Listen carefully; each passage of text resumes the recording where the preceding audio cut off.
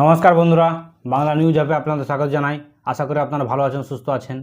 শুভেন্দু অধিকারী কি বলেছেন সেই ভিডিওটি প্রথমে শুনুন, তারপরে এই ভিডিওটি আমরা শুরু করব। আপনারা না থাকলে আমরা কেউ পৃথিবীর আলো দেখতে পেতাম না। প্রণাম আপনাদের। আপনারা মমতা ব্যানার্জিকে ফেলে দিয়ে একটা গাঁয়ের ছেলেকে এমএলএ করেছেন। আপনাদের শত কোটি প্রণাম, শত কোটি প্রণাম, শত কোটি প্রণাম। গোটা পশ্চিমবঙ্গ জুড়ে আমরা অন্নপূর্ণা দিবস পালন করব। শুভেন্দু অধিকারী মাথা নত করার লোক নয়, একজনও যোগ্য বাকি থাকবে না। আপনারা ভরসা বিশ্বাস ভাই শুভেন্দু অধিকারীর উপর রাখবেন। 1,45,00,000 মা বোন দিদিকে টাকা দিয়েছি, জুনে 28 লক্ষ। অত তাড়াতাড়ি তালিকা ঠিক করা যায়নি। জুলাইতে 1,19,00,000, এ মাসে 1,45,00,000। এটাও কথা দিয়ে গেলাম, যারা এই সামান্য অল্প ভাতার উপরে নির্ভর করেন বা প্রকৃত পাওয়ার হকদার, আরো যদি 20-30 লক্ষ লাগে আমি সেটা দেওয়ার ব্যবস্থা করব। কিন্তু ধমক চমক দিয়ে, রিল বানিয়ে আর মিডিয়া ট্রায়াল করে আর 20 জন লোককে রাস্তায় নামিয়ে ওই হেরে যা তৃণমূল, খণ্ড বিখণ্ড হয়ে যা। কে বলে আমি কালীঘাট, কে বলে আমি ঋতব, কে বলে গেলাম উত্তরে, কে বলে দক্ষিণে, ভাইপো আবার বিদেশে, পিসির ঘরে তালা চাবি লাগানো। আপনাদের এসব কোনো বুদ্ধি চলবে না। এরপরেও যদি আরো যোগ্য কেউ বেঁচে বাকি থাকে, 31 জুলাইয়ের মধ্যে আবেদন করা লোকেরা পোর্টালে গিয়ে আবেদন করুন। অনেকে পোর্টাল ব্যবহার করতে জানেন না। বিধায়কের কর্মীরা গিয়ে, মন্ডলের ভাইরা গিয়ে, ওয়ার্ডের কর্মীরা গিয়ে, মহিলা মোর্চা গিয়ে পোর্টালে নাম নথিভুক্ত করে দেবেন। সব জেলায় জেলায় অন্নপূর্ণা প্রাপকরা জড়ো হবে। আর আমি কলকাতাতে 1 লক্ষ অন্নপূর্ণাকে নিয়ে সেদিন সভা করব এবং মোদিজির জন্মদিন পালন করব। শুধু দেখতে থাকুন।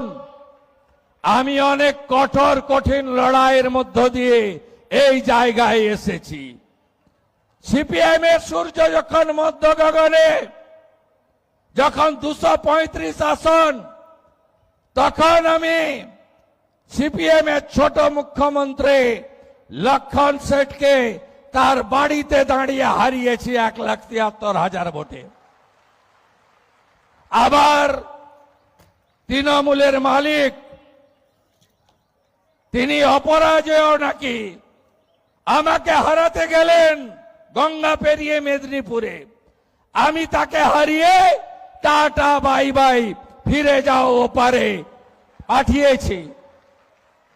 21-এ চ্যালেঞ্জ করেছিল আমাকে যে তোকে হারাবো নন্দীগ্রামে, আর 26-এ আমি চ্যালেঞ্জ নিলাম আপনাকে হারাবো আপনার বাড়িতে দাঁড়িয়ে।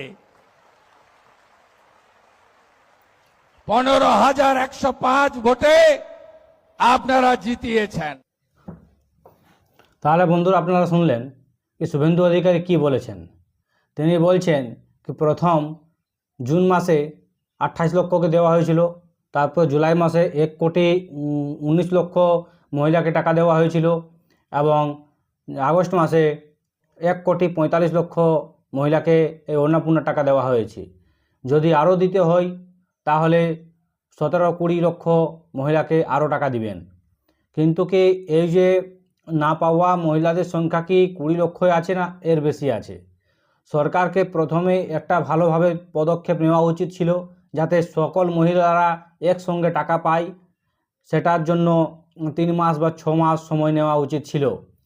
যেমন বললেন, মমতা ব্যানার্জি 500 টাকা থেকে শুরু করেছিলেন এবং ভোটের আগে 1500 টাকা করেছিলেন, জাস্ট এই বিধানসভা ভোটের আগে। সেটা ঠিকই, টিএমসি শুধুমাত্র এই যে ভোট ব্যাংকের জন্য এইসব কাজ করতেন, বা মহিলাদেরকে টাকা দিতেন।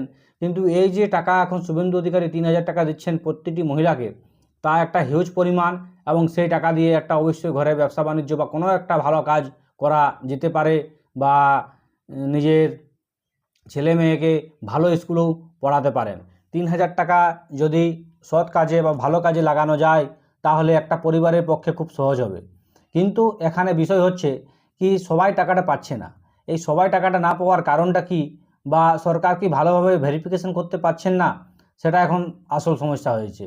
যাকে দেওয়ার সে না পেয়ে যারা অযোগ্য তারা পেয়ে যাচ্ছেন।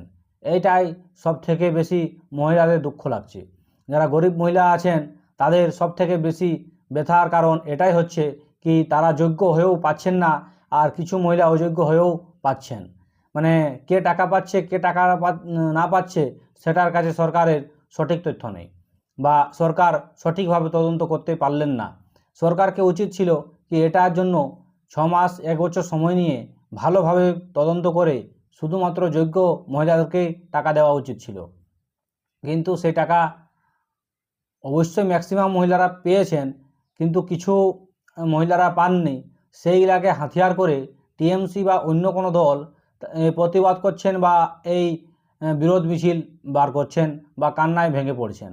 সেটা ঠিকই, অবশ্যই খারাপ লাগে যদি সামনের মহিলাটা টাকা পেয়ে যান এবং তার পাশের মহিলাটা টাকা না পান, তো অবশ্যই তাকে একটু দুঃখ লাগে এবং সেই দুঃখে তারা ভেঙে পড়ছেন।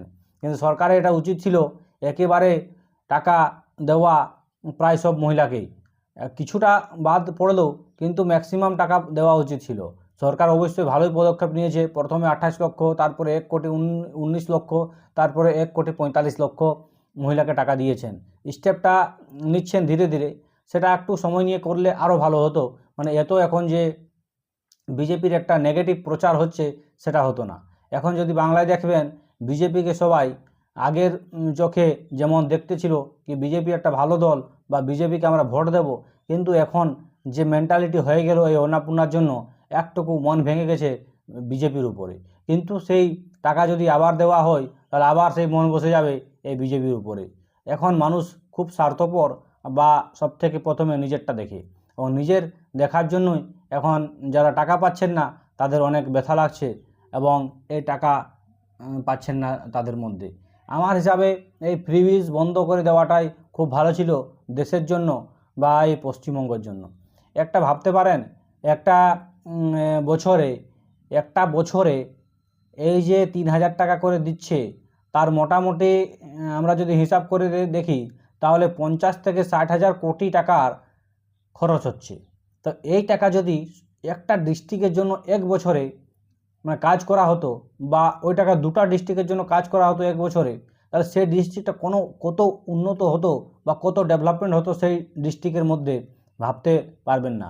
কিন্তু এখন আমাদের দেশে ভোট ব্যাংকের রাজনীতির জন্য এই যে ফ্রিবিজ চলছে তা কোনো মতেই বন্ধ হবে না। আর যে সরকার বন্ধ করবে তার সরকার পড়ে যাবে, বা পরের বারে সেই সরকার জিতবে না। এটাই হয়েছে এখন আসল সমস্যা। কেউ দেশের নিয়ে ভাবে না, কেউ উন্নতি নিয়ে ভাবে না, কেউ রাজ্যের নিয়ে ভাবে না, শুধুমাত্র নিজের পকেট গরম হলেই যথেষ্ট। তাতে দেশ বরবাদ হতে পারে বা দেশের অর্থনৈতিক ডুবতে পারে, দেশের সঙ্গে তাদের কিছু মতলব নেই, নেতাদেরই মতলব নেই। আপনারা দেখবেন অনেক নেতা মানে ম্যাক্সিমাম কাজে দুর্নীতির কাজে আপনারা দেখতে পাবেন। এখন রোডগুলো দেখেন, রোডের যা পরিস্থিতি, লঞ্চ হওয়ার পরে উদ্ঘাটন হওয়ার পরেই কিছুদিন পরে ভেঙে পড়ে যাচ্ছে, বর্ষার জলে বয়ে যাচ্ছে রোড, পুল, যেখানেই কনস্ট্রাকশনের কাজ হচ্ছে ওখানেই দুর্নীতি। তারপর চিনির দাম দেখছেন কীরকম বেড়ে যাচ্ছে। মানে এতটা মানে সমস্যা হয়ে গেছে দাঁড়িয়ে দেশের মধ্যে, মানে কিছু করার নেই।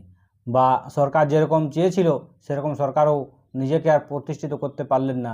ঠিকই দেখিয়েছিল এতদিন পর্যন্ত।